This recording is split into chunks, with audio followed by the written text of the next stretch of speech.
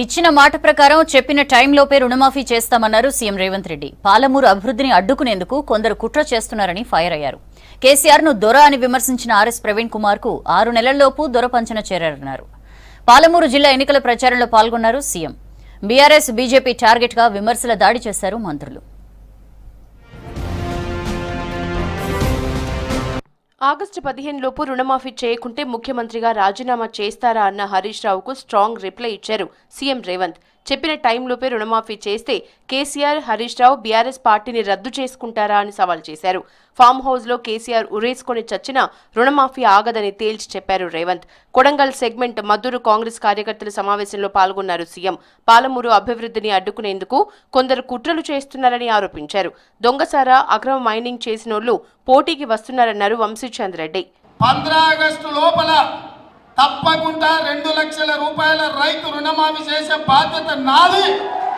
సేవాలాల్ సాక్షిగా, బావోజీ సాక్షిగా నేను మాట ఇస్తున్నా, 15 ఆగస్టు లోపల నేను మీ రైతు రుణమాఫీ చేస్తాను.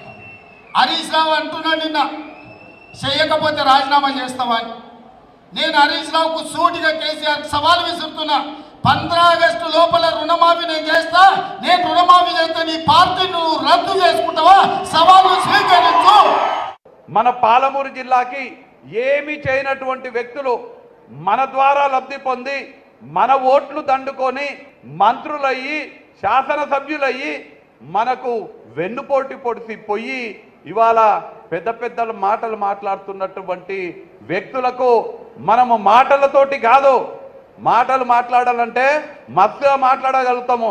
సారా దందా చేసేటోళ్ళు, దొంగ కళ్ళు అమ్మేటోళ్ళు, కాంట్రాక్టర్లను బెదిరించేటోళ్ళు, దొంగ క్రషర్లు పెట్టి కొండలని కొల్లగొట్టేటోళ్ళ గురించి మాట్లాడనికే ఇష్టం వచ్చినట్టు మాట్లాడగలుగుతాము. దొంగకు సద్దులు మోసే నేతలు నాగర్ కర్నూల్లో పోటీలో ఉన్నారన్నారు సీఎం రేవంత్. ప్రజలు చీకొట్టిన కేసీఆర్ ను ఆర్ఎస్ ప్రవీణ్ కుమార్ భుజాన మోస్తున్నారని విమర్శించారు. దొరల గడీలు కూలుస్తామని రాజకీయాల్లోకిచ్చిన వాళ్లకు 6 నెలల్లోనే దొర ఎలా మంచోడైండో చెప్పాలన్నారు. నాగర్ కర్నూలు ఎన్నికల సభలో పాల్గొన్నారు సీఎం. ఆయల్లా డీజీపీ అయ్యే అవకాశం ఉన్న మీరు ఐపీఎస్ అధికారిగా రాజీనామా చేసి ఈ దొరల పెత్తనాన్ని సహించేదే లేదు, ఈ దొరలకు వ్యతిరేకంగా గడీలను బద్దలు కొడతా, గడీలను గూలుస్తా అని ఆనాడు మీరే కదా ప్రవీణ్ కుమార్ గారు మాట్లాడింది. ప్రభుత్వ అధికారిగా నన్ను పని చేయనిస్తలేడు చంద్రశేఖరరావు, అందుకే ఈ ప్రభుత్వ ఉద్యోగానికి రాజీనామా చేసిన ప్రజా జీవితంలోకి వస్తున్న ప్రజల తరఫున కొట్లాడతా చంద్రశేఖరరావు గద్దె దించుతా అని చెప్పినావు కదా. మరి 6 నెలల్లోనే ఏం మారింది? ఏమి మీరు చంద్రశేఖరరావు గారిని చూసి నమ్మినరని నేను అడుగుతున్నా. నారాయణపేట జిల్లా పర్యటనలో భాగంగా ఆలయాల్ని సందర్శించారు సీఎం రేవంత్. కొత్తపల్లి మండలం తిమ్మారెడ్డిపల్లిలోని బావోజీని దర్శించుకున్నారు. బావోజీ జాతర సందర్భంగా ఎంపీ అభ్యర్థి వంశీచంద్ రెడ్డితో కలిసి ప్రత్యేక పూజలు చేశారు. హనుమాన్ ఆలయంలోనూ పూజలు నిర్వహించారు సీఎం. కేసీఆర్ బస్సు యాత్ర కాదు, మోకాళ్ల యాత్ర చేసినా ఉపయోగం లేదన్నారు మంత్రి కోమటిరెడ్డి వెంకటరెడ్డి. ఉమ్మడి నల్గొండ జిల్లాలోని భువనగిరి, నల్గొండ పార్లమెంటు నియోజకవర్గాల్లో బీఆర్ఎస్ కు డిపాజిట్లు దక్కవన్నారు. లిక్కర్ కేసులో అరెస్టైన కవితకు బెయిల్ దొరకదన్న కోమటిరెడ్డి, త్వరలో కేసీఆర్, కేటీఆర్ జైలుకు వెళ్లడం ఖాయమన్నారు కోమటిరెడ్డి. బస్సు యాత్రని కట్టెపట్టుకుని వెళ్ళిన ఒక ముసలాయన నల్గొండ జిల్లాని నాశనం చేసి కృష్ణా నీళ్ళన్న జగన్మోహన్ రెడ్డికి అప్పచెప్పి మీరిద్దరు లాలూచిపడి రాయలసీమ లిఫ్ట్ ఇరిగేషన్ కానీ, ముచ్చుమర్రి లిఫ్ట్ ఇరిగేషన్ కానీ, పోతిరెడ్డిపాడు 80,000 క్యూసెక్స్కు తీసుకుపో, నువ్వు నేను టేల్పాండ్ గోదావరి నీళ్ళు తీసుకొచ్చి సాగర్ నింపుతా అని చెప్పి నీ తెలివి లేని పనికి ఇవాళ మొత్తం నాశనం అయిపోయినావు. కేసీఆర్, బీఆర్ఎస్, టీఆర్ఎస్ శకం ముగిసిపోయింది. మోదీకి ఓటమి భయం పట్టుకుందన్నారు రాష్ట్ర రవాణా శాఖ మంత్రి పొన్నం ప్రభాకర్. కాంగ్రెస్ అధికారంలోకి వస్తే ముస్లింలకు ఆస్తులు పంచుతుందని బీజేపీ తప్పుడు ప్రచారం చేస్తోందని మండిపడ్డారు. Granite వ్యాపారులతో, local ఎమ్మెల్యేతో Bandi Sanjay match fixing చేసుకున్నారని ఆరోపించారు పొన్నం.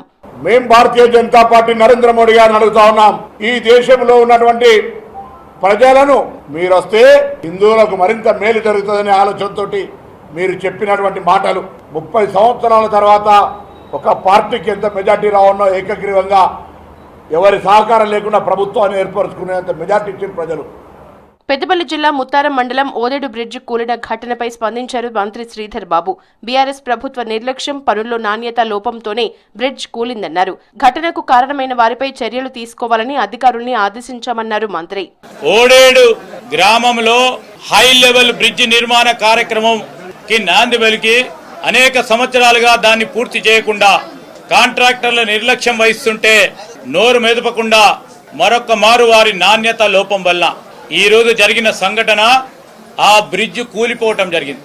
ఖచ్చితంగా దానిపైన విచారణ జరపాలని ముఖ్యమంత్రి గారిని కోరినాము.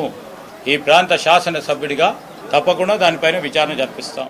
కాంగ్రెస్ అభ్యర్థుల తరపున ప్రచారం స్పీడప్ చేశారు సీఎం. మంత్రులు పార్లమెంటు నియోజకవర్గాల్లో విస్తృతంగా పర్యటిస్తున్నారు.